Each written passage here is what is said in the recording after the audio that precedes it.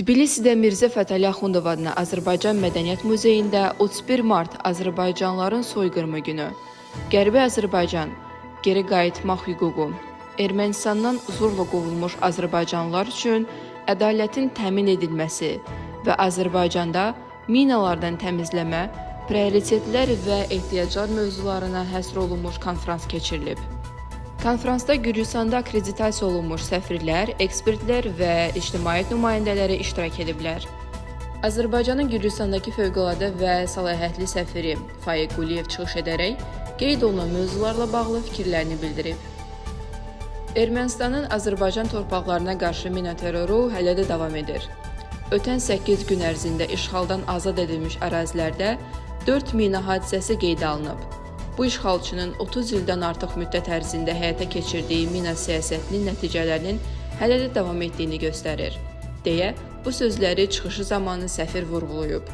Səfir həmçinin mina təmizləmə işlərində əldə olunan irəliləyişlərə də diqqət çəkib. O bildirib ki, artıq 140 min hektardan çox ərazi minalardan təmizlənib və səmərəliyi artırmaq məqsədi ilə müasir texnologiyalardan istifadə olunur.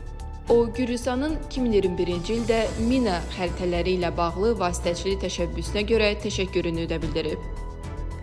Faiq Quliyev sonda Qərbi Azərbaycanlıların öz ata-baba yurdlarına qayıtma hüququ, həmçinin Qarabağda azad edilmiş ərazilərə geri dönmə və Azərbaycanın davamlı bərpası mövzularına da toxunub.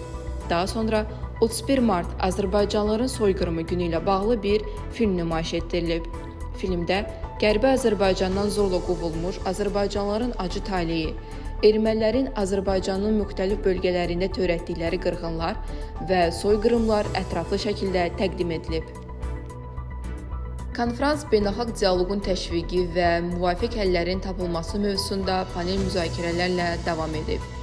Tarixçi alimlər Badri Naçkebiya, Quram Marxuliya və Teymur Paçulyas Ermənistanın Azərbaycan torpaqlarında həyata keçirdiyi qəddarlıq və erməni millətçilərinin fəaliyyətlərinə dair fikirlər səsləndiriblər.